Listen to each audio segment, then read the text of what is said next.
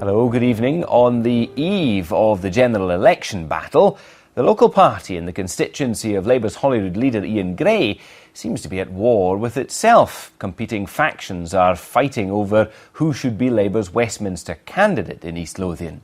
The sitting MP Anne Moffat says it should be her. Rivals say she's not up to the job, and in turn she accuses them of bullying. We'll hear from one of our critics shortly, but first, our reporter Fiona Walker on Labour Party infighting in East Lothian.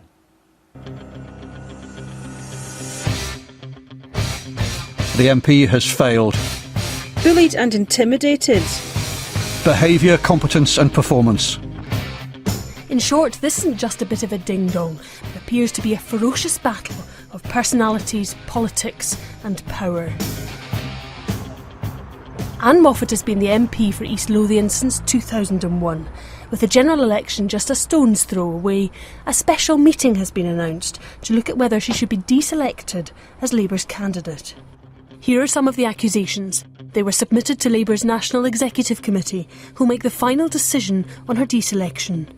It's claimed she's not attended any meetings of the Constituency General Committee. She's failed to give a lead or involve the party in local constituency issues.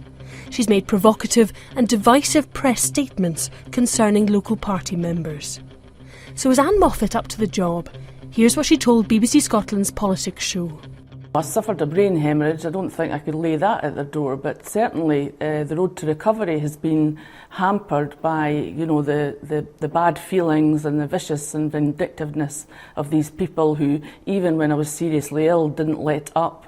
That was the reason I didn't attend general committee meetings, and what I did do, even against medical advice, was still try to represent the constituents in the constituency and to do a bit in Parliament so that I kept a bit of a profile. So who's on whose side in the scramble for the Battle of Preston Pans? Enter the leader of the Labour Party in Scotland, who shares the East Lothian constituency with Anne Moffat. The BBC asked the obvious question to the obvious person. Ian Gray, do you support Anne Moffat?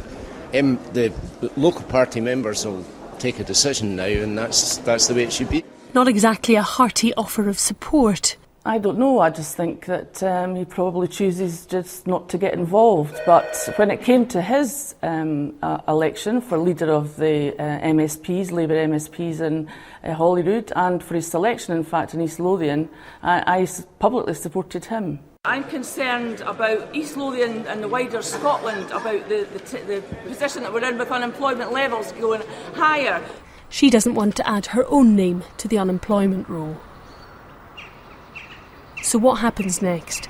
On Friday, the local party members will have their say. If that goes against her, she can appeal to the NEC.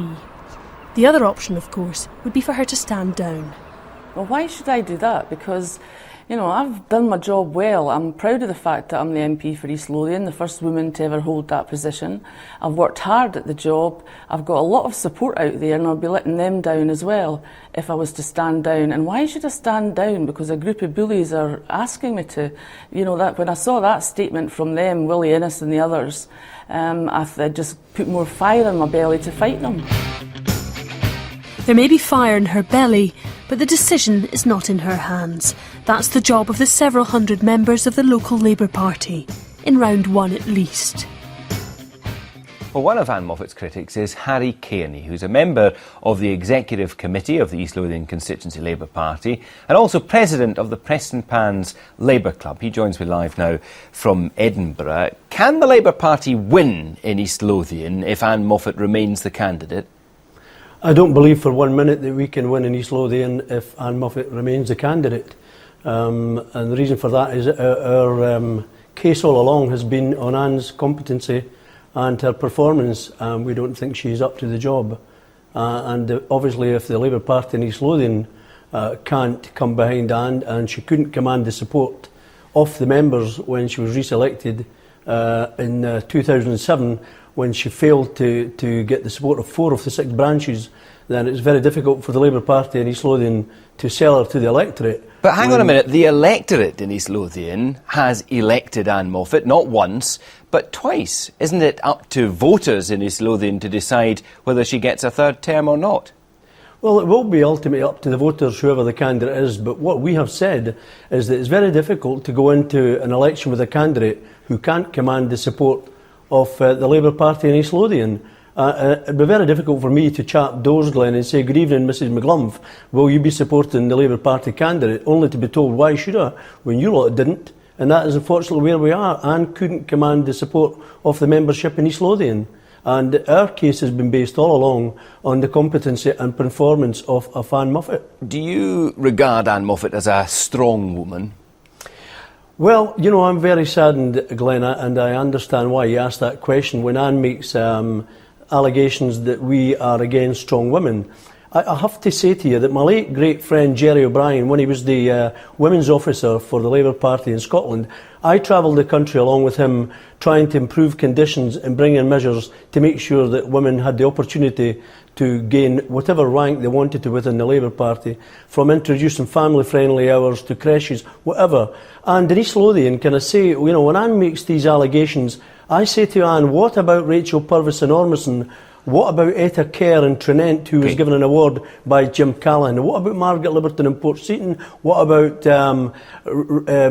Pat Fawcett in Haddington or Anne McCarthy? Well, she's probably familiar with women. She's probably familiar with those names in a way that many people who are watching will not be. Yes. But I suppose at the core of this, is your objection to Anne Moffat that she's not doing her job as a constituency MP, or that she's not doing the bidding of you and others who run the Labour Party in East Lothian?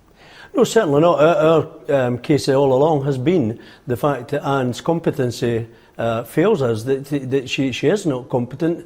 But what's she done she's wrong? Not up to the job. Well, you know, you say what has she done wrong? There has been up till now 5 different inquiries relating to cases that Anne has raised. 5 different inquiries. That is probably unheard of for any MP. But this is internal to the Labour Party. Wait, if you're a constituent in East Lothian, what do you need to know about your MP that suggests she's not up to the job? Well, she's not up to the job. I mean, I've heard many instances of people having raised concerns with Anne and not even getting replies to letters. And I know that that's probably true, because the Labour Party in East Lothian doesn't even get a reply to Anne from the correspondence that we send to her. So if she can treat us in that manner, I'm sure she does it with other people. And Is this anything more than a personality clash? There's certainly, it's not a personality clash.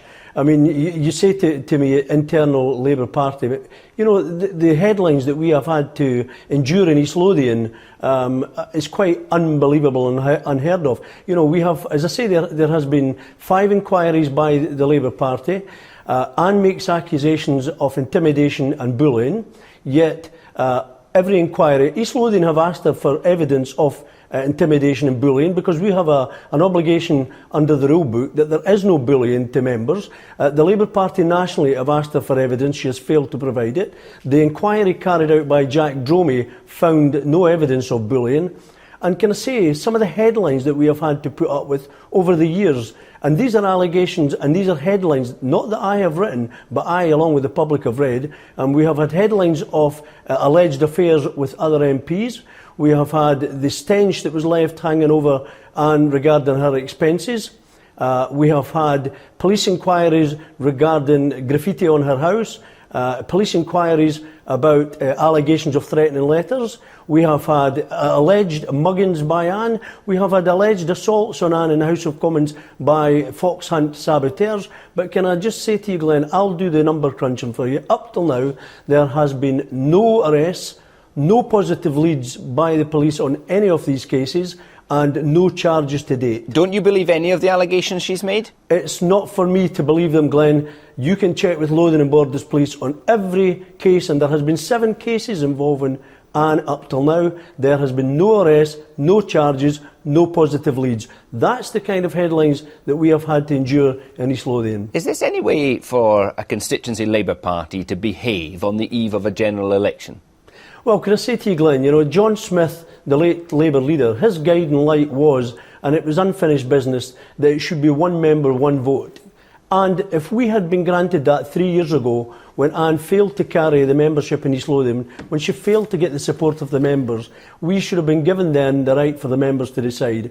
And obviously there is a problem if the Labour Party have now, the NEC have decided that it's up to the members in East Lothian to decide, they would not have granted that meeting so close to an election unless there was something there. So I think I am very, very happy. I've been saddened at what the membership in East Lothian have had to endure, saddened at what the voters have had to put up with, but I'm very, very happy that at last it will be put to rest this coming Friday. OK, Harry Kearney from the East Lothian Labour Party, thank you very much. Thank you very much, Glenn.